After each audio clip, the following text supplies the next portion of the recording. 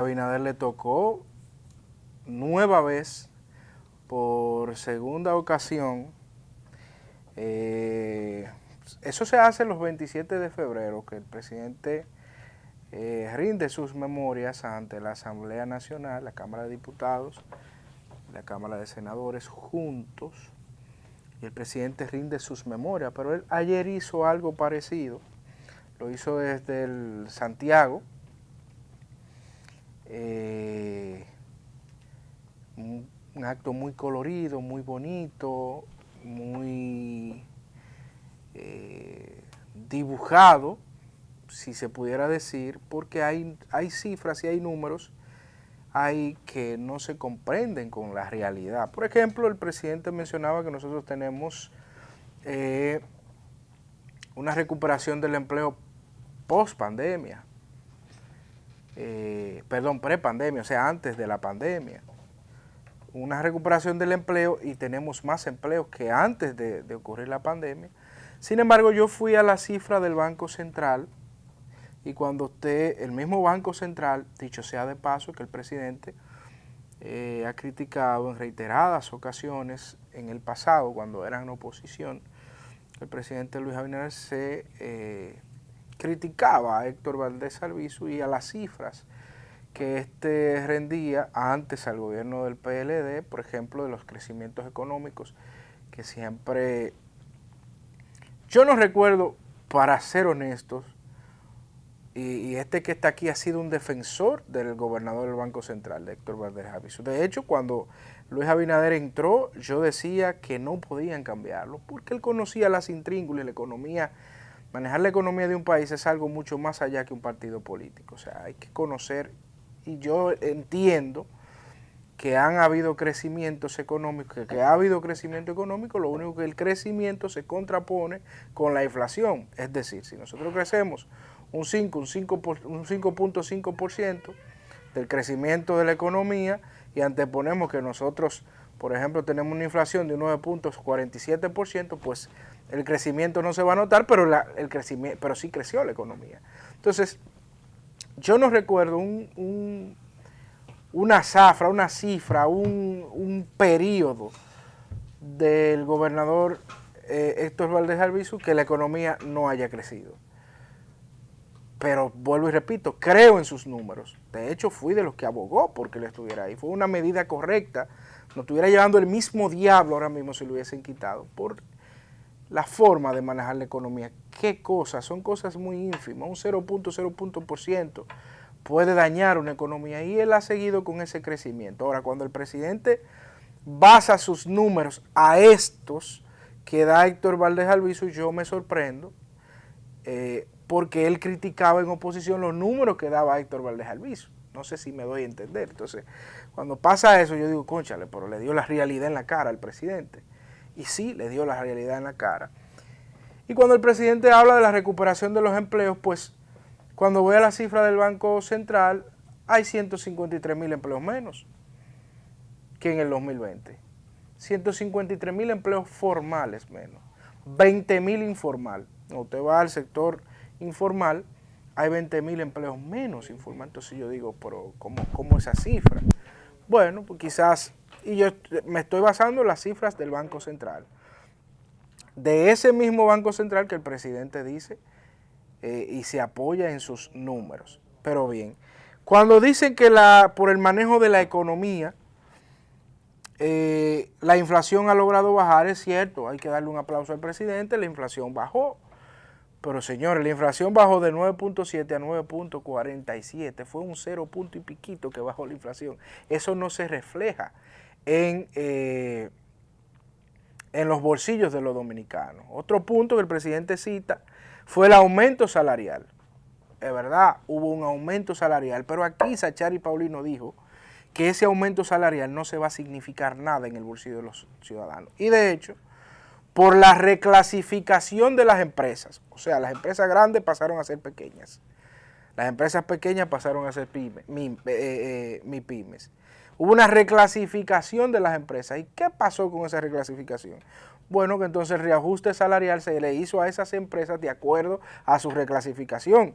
O sea, que una persona que ganaba el sueldo mínimo, que tenía que ganar el sueldo mínimo de la empresa grande donde trabajaba, va a ganar el sueldo mínimo de la misma empresa. ¿Qué pasó? Bueno, que el aumento salarial per se en los bolsillos de la mayoría de los dominicanos fue de 200 y pico de pesos de las empresas, por la reclasificación del trabajo de las empresas. Entonces, cuando usted tiene una canasta, que el presidente no lo mencionó, y yo lo entiendo, una canasta básica que aumentó 6.837 pesos, 6.837 pesos, de los últimos 2 años ha aumentado la canasta familiar, o sea, usted comprando en el supermercado, en el colmado, le aumentó la canasta en 2 años 6.000 y pico de pesos, y hay un aumento de 200 y pico de pesos, eso no se corresponde. No hay forma de que usted me diga, por eso es que decimos, es cierto que creció la economía, un 5 qué sé yo cuánto, pero se lo tragó la inflación, que es de 9.4, bueno, hasta el mes pasado era 9.7, se lo tragó la inflación. Por eso es que usted, ni yo, ni nadie que sea de clase media para abajo siente ese crecimiento económico. Que a veces uno pregunta, y yo he preguntado, es verdad, crece la economía, pero ¿a dónde es que crece?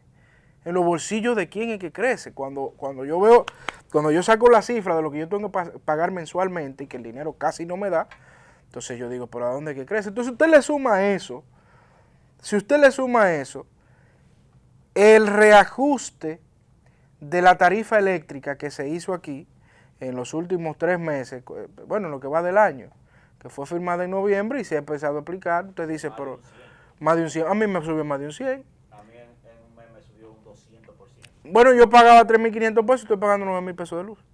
Ya tú sácale tú tu matemática. Yo pagaba 3.500 pesos y estoy pagando 9.000 pesos. Entre otros menesteres, no sé cuánto te subieron en el colegio, a mí me subieron un 15.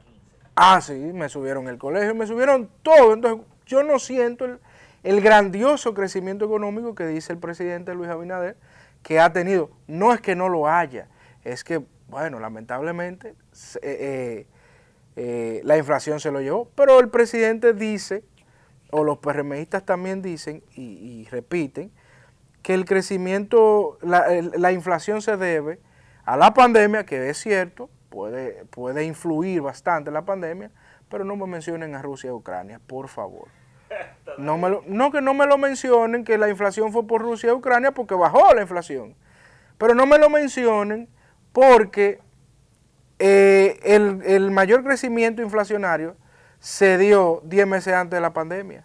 O sea, el proceso inflacionario del gobierno se dio 10 meses antes, perdón, de la pandemia o de la guerra de Rusia y Ucrania. Entonces, tú me lo mencionas ahora, tú me puedes mencionar la carestía del combustible, que es cierto que el presidente ha tenido que asumir un riesgo, pero antes de esos 10 meses el combustible estaba a $75 el barril.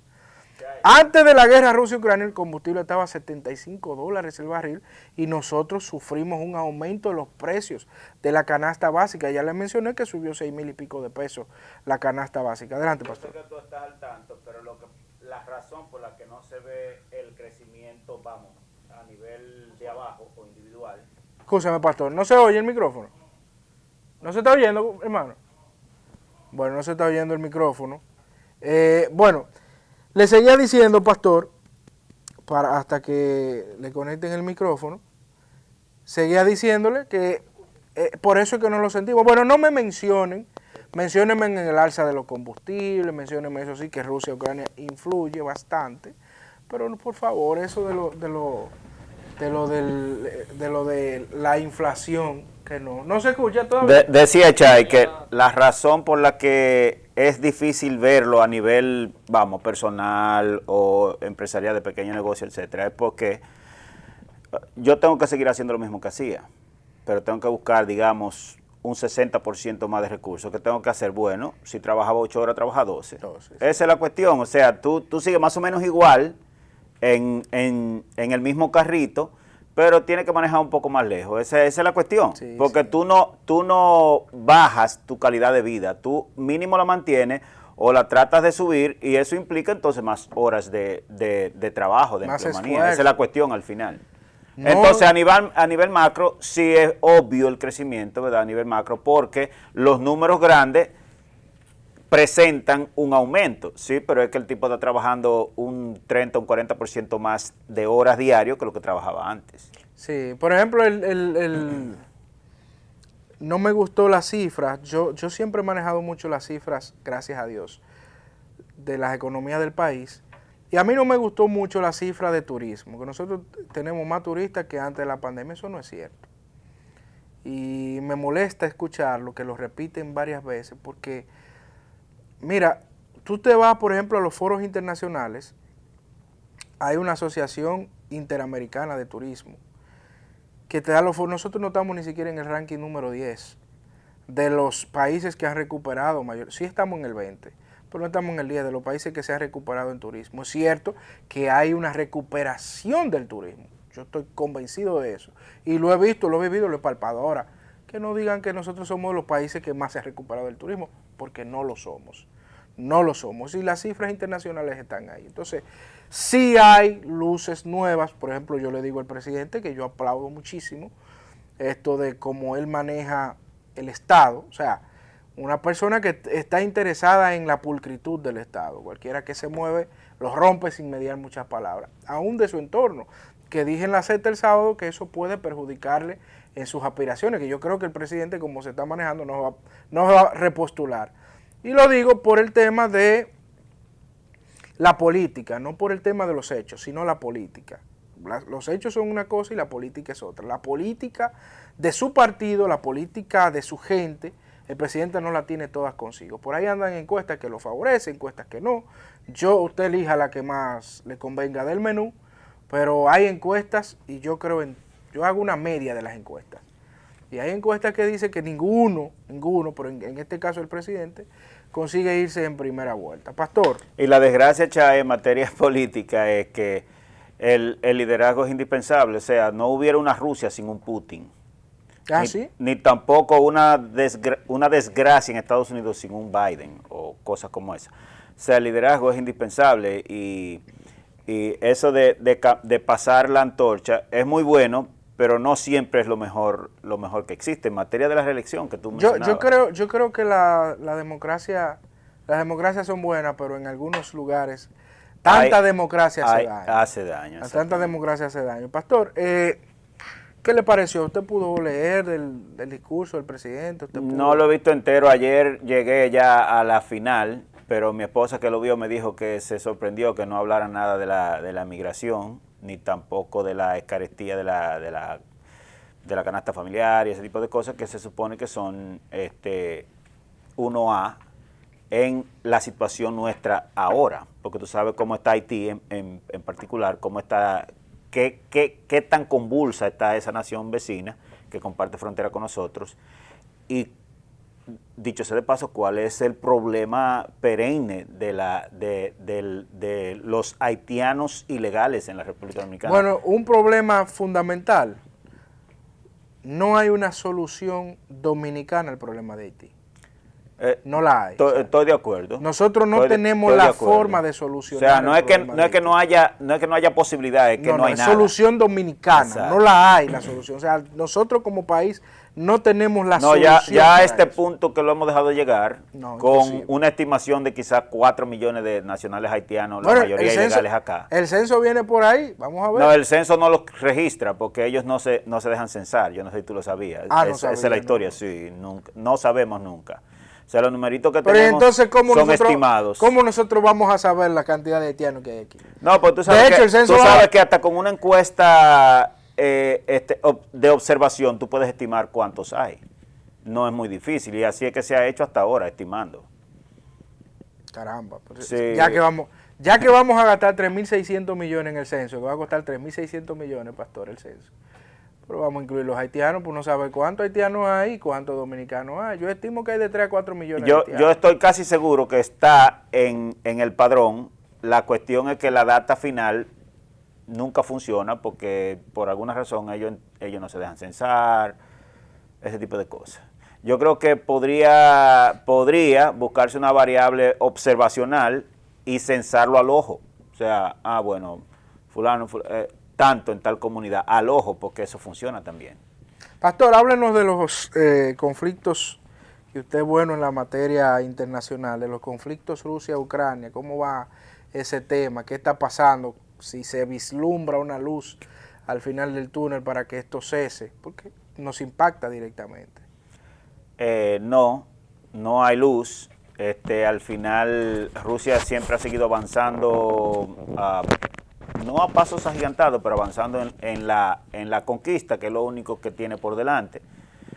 Y por detrás están los países occidentales apoyando con cantidades astronómicas de recursos a Ucrania para que puedan mantenerse. Ucrania pone los muertos son, probablemente van más de 100.000 bajas de ucranianos a la fecha, no muertos, pero bajas. O sea, quizás un 60 o 70% de esas bajas son heridos, etcétera. Y ellos se sienten bien siguiendo con su... De hecho, no hay apertura a la negociación de ningún tipo de parte de Ucrania. Ucrania se ha adjudicado varias victorias recientemente con la destrucción de una base militar rusa en Crimea, o sea, la antigua península que pertenecía a Ucrania, que Rusia se la anexó en el 2016 o 2014, etcétera, y otros actos de sabotaje, porque claramente Ucrania no tiene la habilidad formal, porque no tiene fuerza aérea, etcétera, de objetivos de largo alcance. Entonces están empleando mucho el sabotaje y le está funcionando porque están haciéndole un poco de daño a instalaciones propiamente dicho rusas, pero la conquista que se propuso el Kremlin desde el principio prácticamente está en las manos hace mucho. Lo que pasa es que ellos han seguido con un objetivo mayor.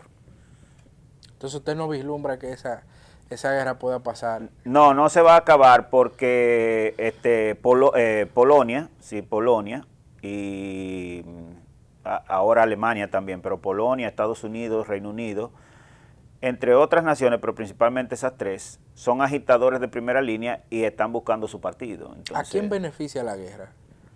Primero que nada, a los que venden armas. O sea, Rusia queda beneficiada en gran medida porque no solamente está mostrando la funcionalidad de sus armamentos, sino que está mostrando todos sus armamentos. Es una forma muy efectiva en materia bélica de publicidad, y también Estados Unidos, que es el mayor productor de armas del mundo, y un poco Alemania, y también Polonia, y un poco los países escandinavos que también producen armas. Esos son los primeros beneficiados en materia económica. Pero hay problemas serios, hay problemas muy profundos. Por ejemplo, hay una central nuclear, la más grande de Europa, que está en la región de Zaporizhia, en Ucrania, ocupada por los rusos desde el principio de la invasión, y que ha sido bombardeada frecuentemente por los ucranianos hasta el punto de que han llegado muy cerca de los reactores y todo ese tipo de cosas, y una detonación en un reactor de eso ya tú sabes lo que significa, una debacle y una catástrofe de carácter casi global. Entonces, ¿ha descendido, Pastor, el precio del crudo? Por ejemplo, el que nos compete a nosotros ha descendido bastante. ¿A qué usted cree que se debe esto? Porque si el conflicto sigue, entonces ¿cómo es que bajan ¿cuándo usted cree que se va a empezar a sentir aquí? El crudo ha bajado, no así por ejemplo el gas natural, que se ha triplicado increíblemente, y tú sabes que el gas natural es un derivado del petróleo en un sentido, aunque el gas natural se obtiene por la fuente misma directa de la parte superficial de donde hay pozos petrolíferos, pero la razón por la que ha bajado es porque los países grandes y productivos, llámese Alemania, Francia, etcétera, han vuelto atrás en su procura de energía verde y están volviendo al carbón minero y a la energía nuclear, y eso implica y también Italia está en la misma, España está en la misma, o sea, muchos países. Entonces eso va a implicar obligado una demanda menor del fluido, del oro negro, en ese sentido. Entonces es una de las variables fuertes que contribuye a la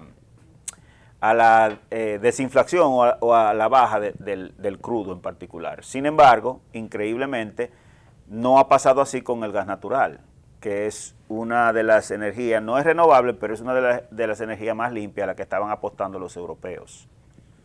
Sí, hay problemas y sobre todo Europa ha tenido que ir de rodillas a Rusia a pedir su gas.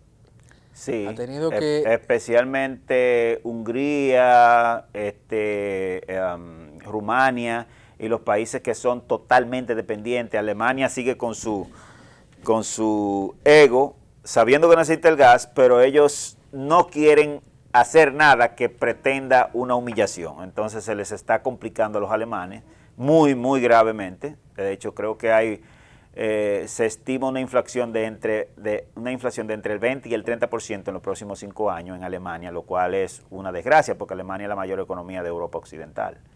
¿Qué le pareció a usted, pastor, la visita de la Pelosi a Taiwán?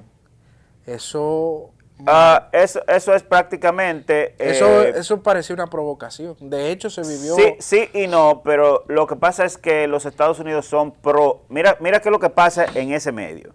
En ese medio la historia es que Taiwán es parte de China por consenso global prácticamente. Incluso nuestra nación recientemente decidió que iba a apoyar una sola China y se desentendió de Taiwán. Eso fue cuando Danilo, al final de su periodo, etcétera, etcétera. Entonces, los países han ido aislando a Taiwán a merced de China, porque en la historia hace 90 años eran una misma nación, hace 70, una misma nación, etcétera, etcétera. Entonces, la cuestión ahora es que Taiwán es una potencia y tiene a todo el mundo agarrado por el pescuezo, como decimos nosotros, porque son los productores del 90% de los chips de alta densidad. Estados Unidos no lo produce, solamente lo produce Corea del Sur en un 10%, un 12%, el resto y China está comenzando a producir en la China continental, dígase. Entonces, sin chip, mundo frenado. Entonces ya tú sabes cuál es la cogiaca y ellos están dispuestos a librar una guerra de las dimensiones que sea por tener ese pedazo del pastel del negocio. Esa es la cuestión. ¿A quién usted se refiere con ellos? ¿A los Estados Unidos? No, pero China también, porque está bien, una sola China, pero eres tú que dices, los taiwaneses dicen que no. ¿Entiendes? Sí, los taiwaneses dicen que no. Entonces, y de hecho, los taiwaneses quieren que los reconozcan. En el fondo, Chiang Kai-shek, cuando huyó con su partido y su gente a Taiwán, él era el presidente formal de la China, de una sola China. Y los comunistas usurparon la nación con las armas. O sea que si uno se va a la historia y eso es complicado, por eso es que al final tú ves los países tambaleando y se van por sus intereses, por supuesto, en un momento X o Y determinado. Y no hizo esto ver un poco debilitado a China. Lo pregunto porque yo creo que sí, personalmente. Yo también, por eso se lo sí, pregunto. Porque se oyeron las alarmas. Ajá, exacto. Y no hicieron nada. O sea, ellos amenazaron. Ahora bien, yo les recomiendo a la Pelosi que no aterrice, amenazaron. Y le vamos a escoltar su avión, o mínimo le vamos a disparar. Ella aterrizó, se tiró una foto. Y vinieron unos cuantos congresistas más americanos a Taiwán y aterrizaron otra vez. Sin embargo, ojo con esto, esos países son muy calculadores. O sea, que en cualquier momento de esto nos pueden dar un susto, por decirlo de ese modo. China se caracteriza por ser muy fría y muy calculadora. Entonces, tú no sabes, al final, lo que ellos van a terminar haciendo, pero Xi Jinping, que no se sabe si va a ganar otra vez la presidencia del Partido Comunista en China, por la cuestión de la caída económica grotesca, fruto de cero COVID, de su política de cero COVID en particular. Pero él dijo que o por la buena o por la mala, ellos van a terminar anexándose en el sentido que cabe la palabra Taiwán. Ya viste lo que pasó en Hong Kong. En Hong Kong ya es China, ya no es independiente como era, formal. Y Macao no tiene fuerza para hacer nada formalmente. Entonces, queda Taiwán. Y ellos van por Taiwán. Ellos lo han dicho. Y de hecho, el primer ministro de las Fuerzas Armadas del PSC, él dijo, se ha pronunciado varias veces, yo estoy ready para destrozarlo. Así ha dicho. Lo que pasa es que tú sabes que en política hay varios actores y eso, espérate, que no es así. Sí, y ya gracias a Dios, ya la geopolítica no se maneja de manera personal. O sea, aunque China quiera, no puede. No puede, exacto. Porque hay países que están de parte de que China no pueda, o no Sí. aunque quiera. El mismo reflejo de lo que está pasando en Rusia, Ucrania, ¿verdad? Exacto. Putin invadió también ¿cómo se llama? Vaya, se me fue el nombre ahora mismo. Hace 8 años. Y ahora invade Ucrania. Ellos dicen que es una operación militar especial, pero es una invasión porque es un país, independientemente de los nexos, es un país independiente, qué sé yo qué, qué sé yo cuánto. Es una guerra formal, sí, ¿verdad? A Georgia fue que invadió hace 8 años y después de la invasión se quedó con 2 provincias ocupadas.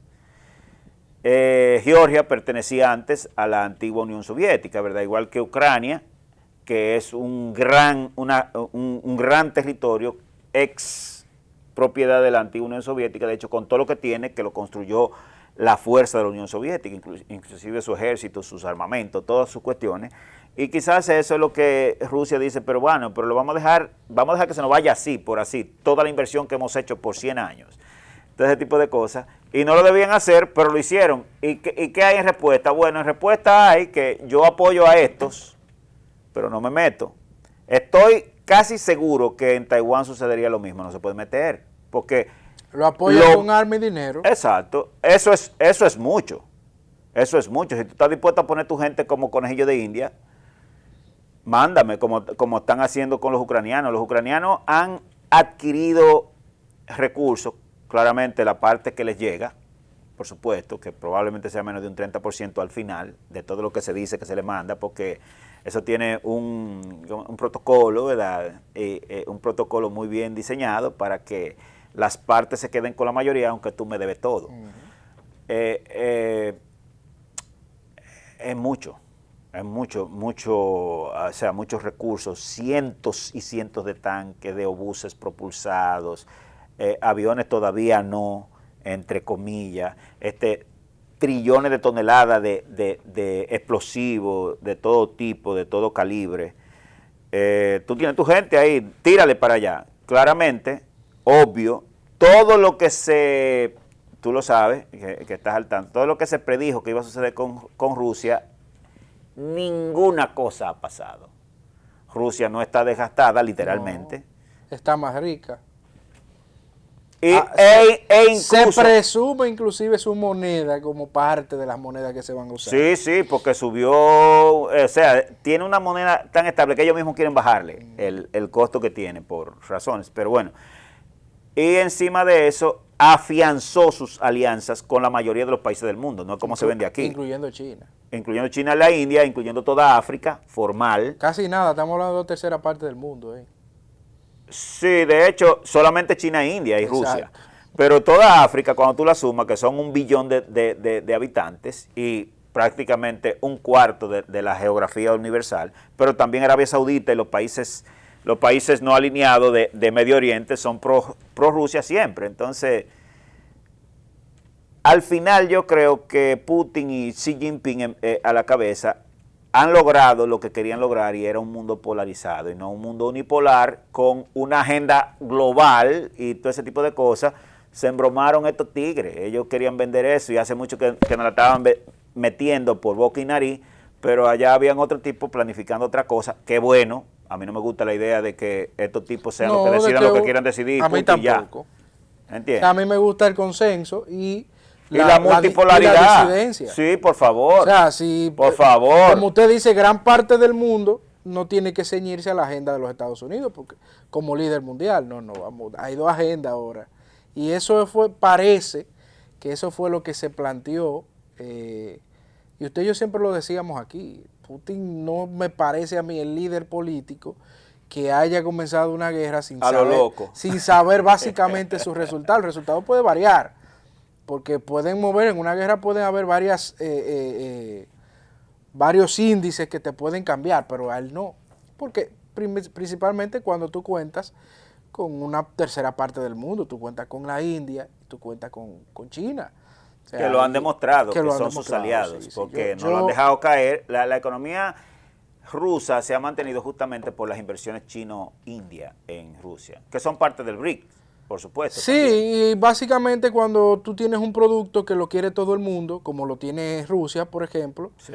que si tú no encuentras, si Litio, vaya, oro, petróleo, que te gas vamos natural, a molestar porque tú comida. hiciste sí, granos, gas, Exacto. combustible, fósil. O sea, tú me dices a mí, no, pues si fuera un país como el de nosotros. Y de ñapa tecnología militar, porque Rusia no se vende mucho como un gran tecnólogo, pero la tecnología militar más vendida del mundo, aparte de la americana, es la rusa.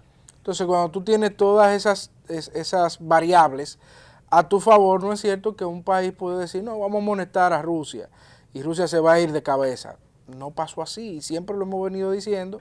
Y a mí no me alegra porque yo no soy amante de las guerras. Ahora No, claro, bien, claro que no. a mí jamás. no Dios nos me, libre. a mí no me complace. Ojalá y haya paz. Exacto, a mí no me complace que un solo país, una sola región, tenga el dominio del mundo. La hegemonía global. Que por eso nosotros estamos como estamos. Las agendas que nos han implantado los americanos ha sido una agenda que ha ido en detrimento de la moralidad de Sí, nuestros y no tenemos a países. dónde acudir porque no hay multipolaridad, o por lo menos no había. Y este que está aquí, por ejemplo, yo comulgo bastante con las ideologías rusas y las ideologías chinas. Sí, en muchos En aspectos, ¿verdad? muchos No en todo, aspectos, pero no en muchos todo, claro aspectos. que no, porque a mí, pero en la mayoría yo comulgo. Entonces, yo no comulgo mucho con esas ideologías norteamericanas. Y usted nada más tiene que hacer un paréntesis en su vida y decir, déjame yo analizar. Estas ideologías que nos han implantado los norteamericanos han ido en buena lid a nosotros o en detrimento a nosotros. Y usted tomará sus decisiones. Entonces, como yo la tomé, yo soy más pro-ruso en sus ideologías que los norteamericanos. Yo también. que Chay, norteamericanos. la cuestión de fondo, estos tipos habían ligado la gloria por más de medio siglo, por la cuestión del comercio internacional. Todo era en dólar. Y no dólar canadiense, ni dólar de cualquier otro, dólar americano. El 100% del comercio internacional y de la moneda de reserva era en dólar. Cuando entró el euro, un poco en euro, pero todavía en dólar, en esencia. ¿Qué significa eso?